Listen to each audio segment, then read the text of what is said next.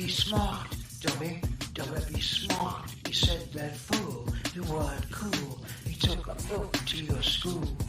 Be smart, dummy, dummy, be smart. Don't get shocked if you get mocked. It's what you find when you use your mind. Don't you sweat it, look 'em in the eye. Don't regret it, hold your head high. Be smart, dummy, dummy, be smart.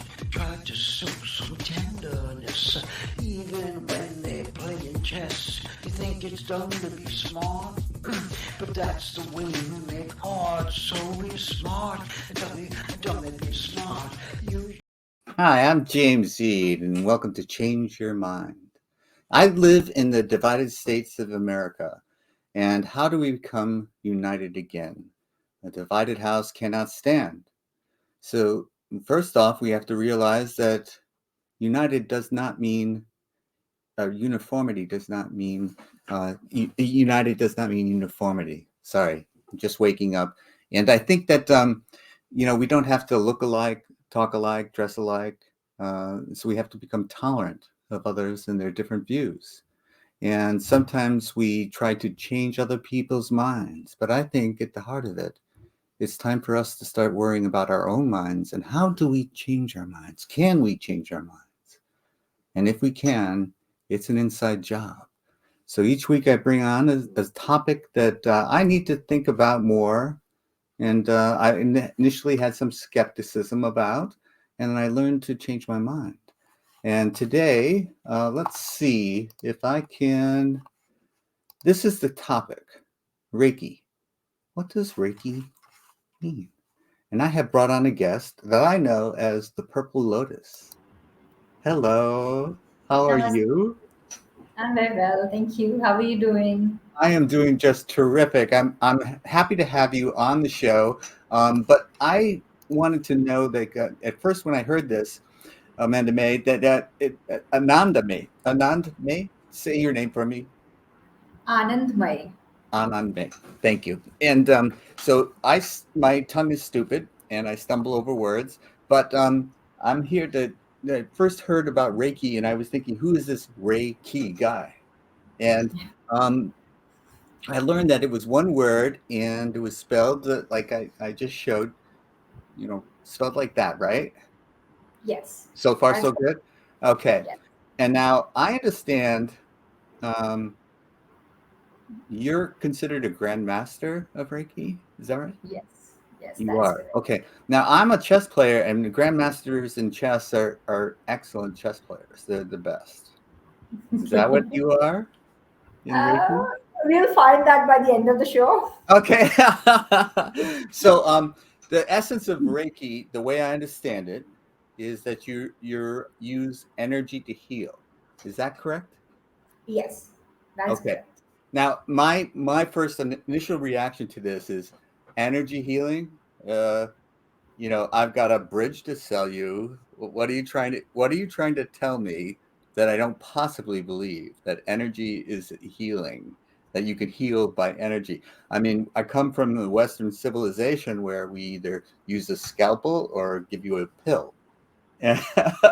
So what is this concept of energy healing? Can you tell me in like 90 seconds what you're So, talking about? first of all, thank you so much, and I'm honored to be here and to share my views or whatever I have learned so far in past 10, 12 years. So, first of all, we need to understand Reiki comes across as one word, but it is actually two words in Japanese, Rei and Ki. So, Rei means life force or the universe's energy, and the key, sorry, the ray means life and key means force. So together it is like universe's force or the life's force.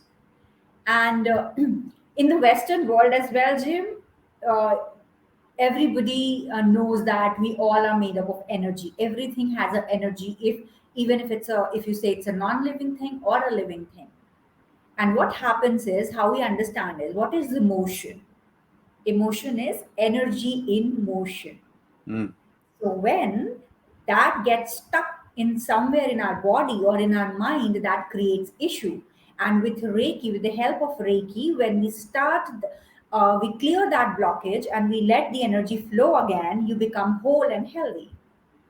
I hope I Okay. have the answer. That's a wonderful answer. I'm thinking of because the show's based on the blockage in our minds, and you're Mm-hmm. talking about the blockage in our bodies as well. And Yes. emotion is part of that. And so I think that like the mind and body are connected. And um, what I say when I'm practicing my spiritual practices, I'm thinking the mind can calm the body and the body can calm the mind.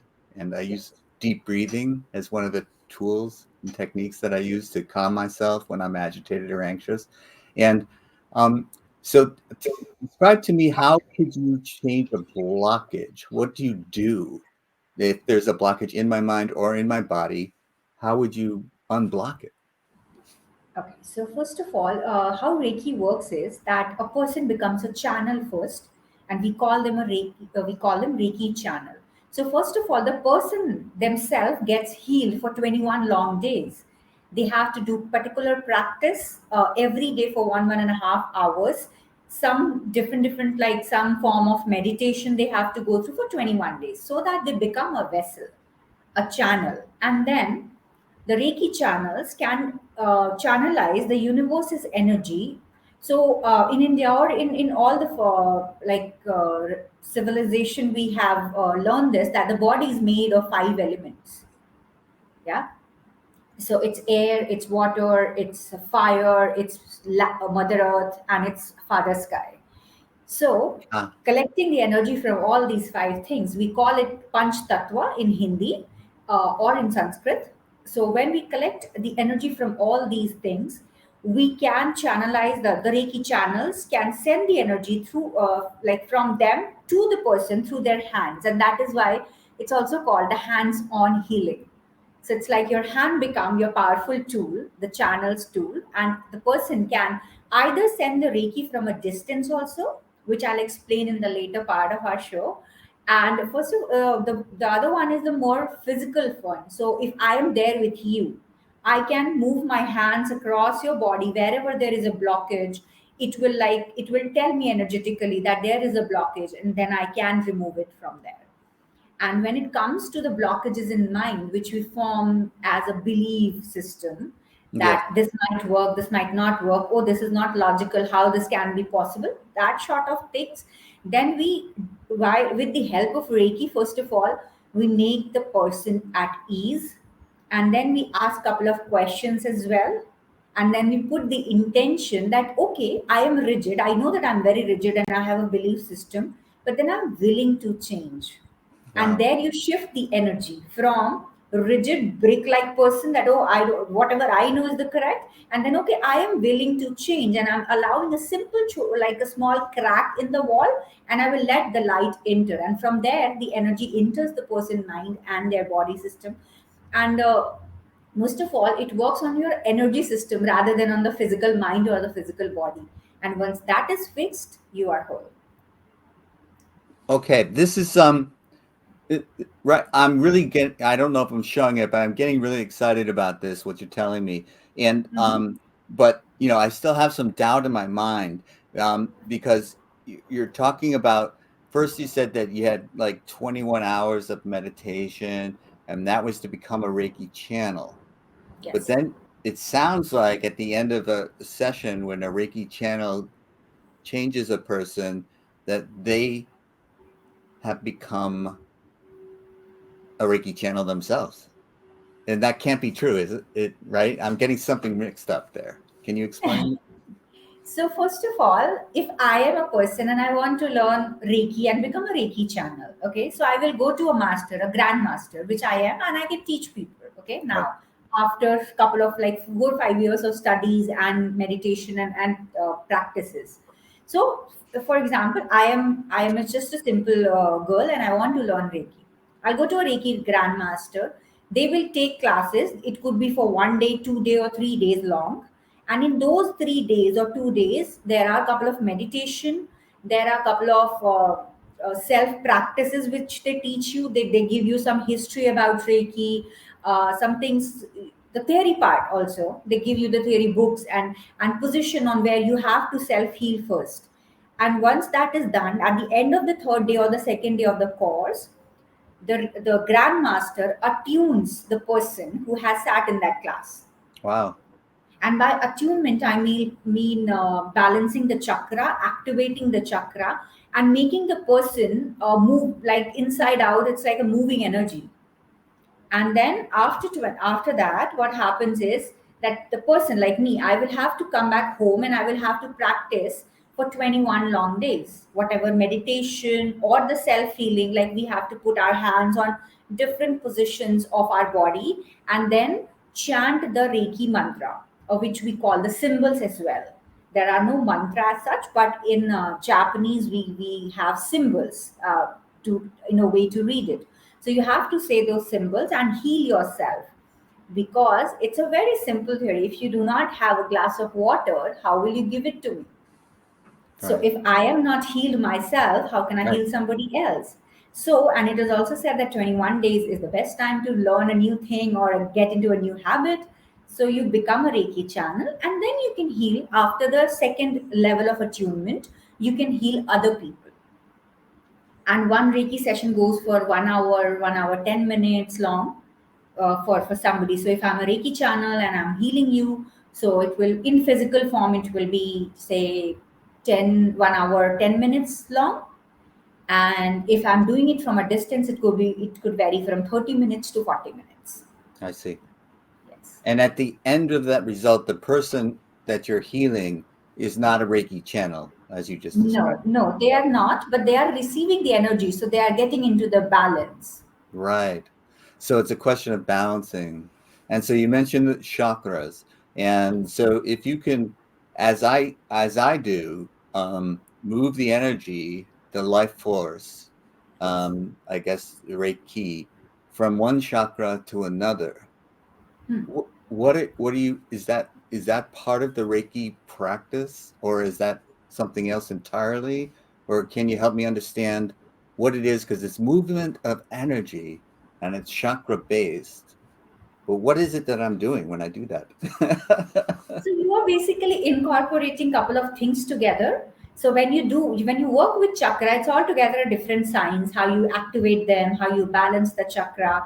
So sometimes your chakra can be underactive or overactive, and Yeah. both is not good for your physical health as well. It's for spiritual health and for your physical health also. So what a person like anyone can do that if they know how to do it. They can anyone. You do not have to be a Reiki channel or a practitioner for that matter. So when you are working with your chakras, so and it also helps in grounding. So Yes.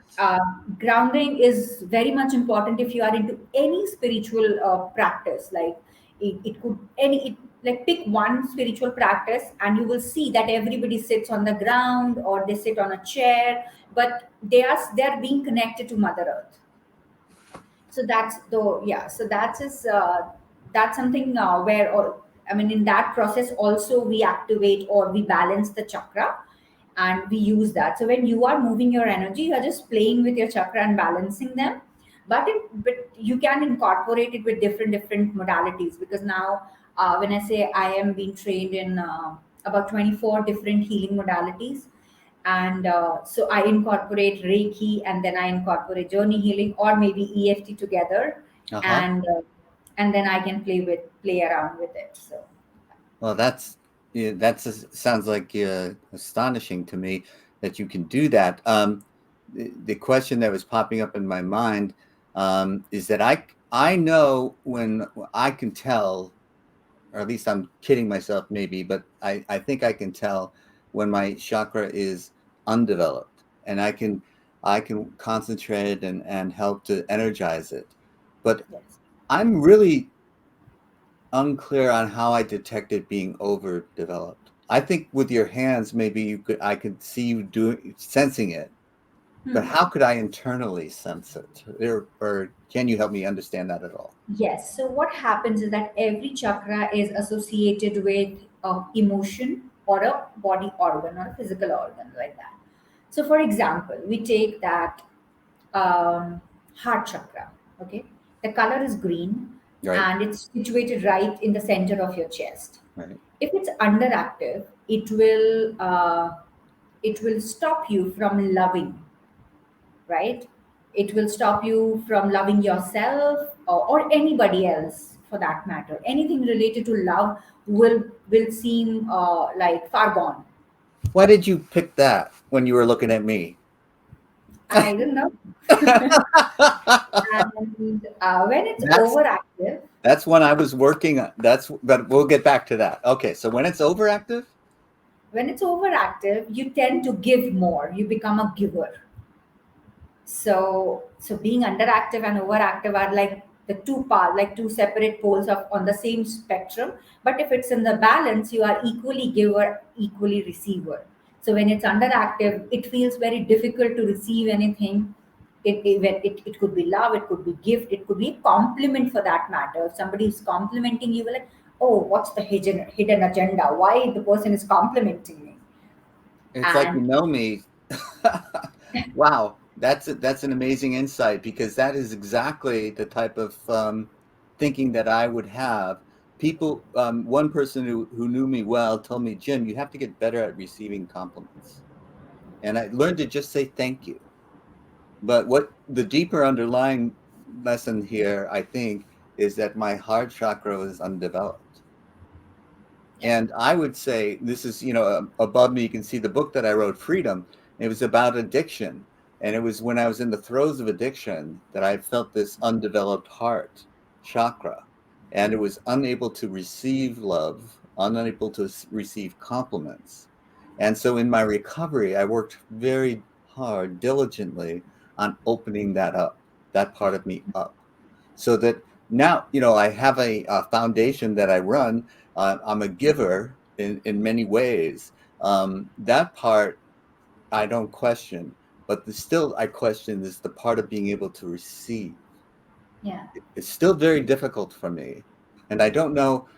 I seem to be opening up my heart to give without too much difficulty, but opening up my heart to receive seems to be still. I'm still stuck. So I don't. I don't. How would you? How would you heal me?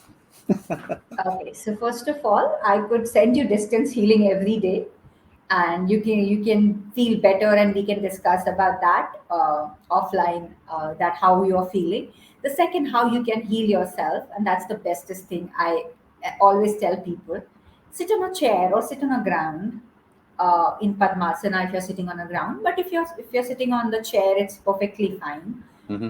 Keep your feet on the floor without any shoes or something, and just close your eyes, and you can heal all your chakras like that. Hmm. And then imagine a lot of roots growing through your feet and through your like at, through your calf muscles, and everything is going deep down in the earth. Take a couple of deep breaths and let the root grow as deep as they want to grow. They will let you know when they have reached deep enough. And right now, I'll just be telling you how to heal your heart chakra, but you can do it with all your chakras. So now you can imagine or visualize rather a white healing light is coming up from Mother Earth. And while it is coming up, the white is turning into green color of heart chakra. And now visualize your heart chakra opening up or blooming up like a flower in the front and in the back as well. So it's like two cones together, Mm, and they're just opening up, rotating clockwise and anti-clockwise. It could be front clockwise and back anti-clockwise, but it's just rotating and it's opening up. mm, And as you let that green light from Mother Earth heal and balance that, you put an intention that every day when I do this practice, I am healed and I am becoming whole, and my heart chakra is balanced. It is not overactive, it is not underactive, it is just perfectly balanced. And once that feels complete, you can allow the light go back to the Mother Earth. Say thanks to her. Bring back all the roots to your body. Close them with your visualization and say thank you. And you can just open your eyes. Wow. It's very interesting because what I do is connect to Mother Earth, bring the white light up, and turn it green at my chest. But I don't visualize the rotating flower, Yeah. and I It, don't. Go ahead. sorry, go ahead, sorry. Uh, I guess I don't do. And I don't at the end give thanks, which I think is important. Yes. And because I do all the chakras at the same time, and so I will give thanks at the end, but not at the individual chakra. And I think what I'm learning from you is that if I want to heal a particular chakra, this is the concentration method Yes. for any individual chakra. Yes, that is correct. Yes. So um, this gives me something to work on because I'm still confused with being able to give but not receive. Is that overactive, underactive, or just out of balance? It's out of balance. Uh-huh. Sometimes it's overactive, sometimes it's underactive. Right. So what happens, Jim, is say for example, say this pen is our spine, okay, Right. and this is our chest side. Okay. So there's a cone shaped thing, so like a flower, like this. So it has to open in front, and the same side it has to open in the back. So one rotates clockwise and the other rotates anti-clockwise. So the channel gets open. Ah, now I get it. That just that. Okay. Thank you. That was the missing piece for me. Yeah. So The that's how it opening of the works. channel. That's actually wonderful for me because I need that visualization. Otherwise, I get into my head where it's better for me to be visualizing a little bit outside of me. And And that mechanism, whichever way I'm turning, it yeah, is a good visual for me. So yeah. thank you very much for that. You're welcome. Yeah. And also, you can do it like in one sitting, you can do it with all your chakras. Like you can rotate your starting from the root chakra to your crown. So you start from the root because it's the closest to the Mother Earth and it's the chakra for our survival. Right. It keeps us connected to the Mother Earth. It helps us trust people. It helps us with money, which is very important in this world to Sure. survive. So that's a chakra of survival. So we start from the root chakra, we come up to the third eye chakra, and when we go to the crown chakra, which is little above our head, we make a fountain of violet color. We Say do that. not open Say that one more time. You make a fountain. of the violet color, crown chakra. So it's like the energy is coming up Okay, so here, and then it's like what color is this? the third eye chakra. It's indigo. Third eye is indigo, so that is different from violet. This is I'm having trouble picturing. Indigo is what darker than the violet that you're talking about. It's a Yeah, violet fountain. is purple. It's basically purple color, vibrant purple. Indigo is shade of blue. Got it. Indigo, dark blue. Dark blue. Yes. Okay. So I actually because the way I learned this was white, the crown chakra, and you're saying it's violet. So simple. Write down on a piece of paper. Say Vibgyor. It's Vibgyor. Say it one more time. Vibgyor. Vibgyor. And that's the color of all your chakras. I got red, orange, yellow, green, blue, Indigo. indigo, violet. Thank you. That's it. I need acronyms. Yeah. That's wonderful. Okay, now let me just check. Okay, we're running towards the end of the show, so I can't go into as much detail as I want to with you. I Mhm. very much appreciate these insights. But one thing I'm questioning you now is Reiki is Japanese, or originated in Japan. Is that correct? How did you get Yes. started? How did you So get connected to a Japanese practice?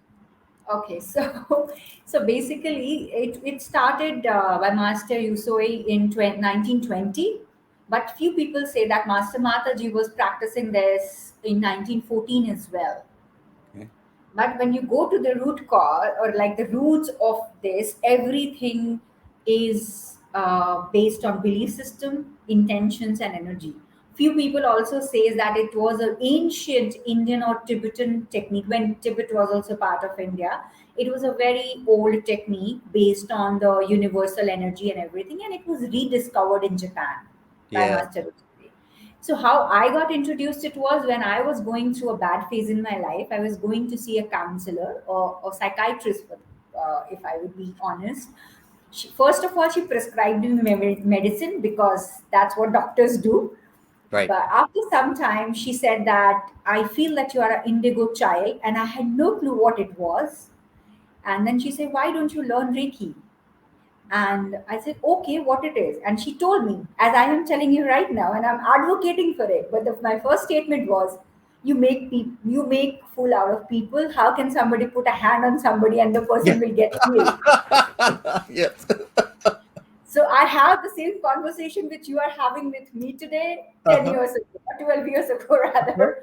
So from there to from a skeptic person to becoming an advocate was a wonderful journey. So that is how I got introduced to Reiki. And then I thought that if it can help me, why I can't help other people after learning this? So that's how I chose this. That is a wonderful story. It warms my heart because, I think if I can ease the pain and suffering of others, why wouldn't I? And it sounds like you came to that same conclusion, something like that. It's that if this can help me, why wouldn't I help others using it? And Yes, I have found, and tell me if this has been your experience, that when I help others, I seem to get back more than I give. I yes, feel so much better um, when I can heal someone else's pain and suffering, or even just ease it. Uh, it's a wonderful gift that I receive as well. And uh, and the idea that all of this ancient wisdom, wherever the source of it is, I think that it's probably this, that they have the source in common someplace, because the manifestations out there, when you really get involved in any one of them, you see the similarities and yes. how they may be being manifested in slightly different ways, but the commonalities are what binds them together. That's Yeah. great. Yes. And so whether or not it's ancient Indian wisdom that has been rediscovered or whether it was discovered independently, it really doesn't matter to me. Yeah, it doesn't actually. Yeah. As long as it's helping people, Yes. origin, the history matters to know. It's a good to know knowledge. But Yes. in real life, it's helping people. And you said it very beautifully that when you help people, help comes to you very effortlessly and easily. And Yes. that is because when you do something good for somebody else, you feel happy and you shift from a place of not feeling so good to a place of feeling good, which shifts your energy also. Yes. And universe always gives you back what you see or who you are. So if you Yes. are happy, if you are helping other people, you're like giving out the energy of happiness and helping other people. So universe says, okay, take it more. Yes. That I'm not sure I understand the physics of it. I can't write down a formula for it, but it seems to be true in practice. I definitely have that experience, and I've heard people say it often enough that I know it's not just me. It happens to anyone who's practicing these healing techniques. They experience the happiness that they're giving. And we are running out of time, but I have like at least 10 different magical stories related to Reiki only, which I can share. And it's not borrowed from anyone. It's like my own story, my own experiences. Okay. Well, what I'll do is I'll have you back if you will join me again, Of and course, that would be an honor. we'll get into that, and I won't be so skeptical when I start. So I have, I don't know why this is coming to me again and again, but after all this conversation, the one thing which is coming to me is life throws experiences to us. There are two things which we can do: either ask what is happening to me and get irritated and frustrated about it, or ask the question why this is happening to me and learn the lesson. And if we choose to learn the lesson, also, there are two things again what we can do: either become bitter, oh, this has happened to me and I will make everybody else suffer, or we can become better and heal other people. Yes, and in one lifetime you can do both. Yes, yes. And that's Thank called you. transformation. Thank you so much for joining us. And Thank you for having me. It was an honor, honestly, to uh, connect with you after so long. yes, yes, and I will take you backstage now, but we will connect again. I feel Sure. it. All Thank right, you so much. you bet. Wow, I'm still recovering from that, but I want you to know that this has been a series of shows about changing my mind, but it's up to everyone to change theirs. And so until next time, thank you for watching this week's episode of Change Your Mind. And the Roman god Janus in my lower left hand corner is going to be replaced by a more modern version because we can change our minds. And just remember, every weekend is a new beginning.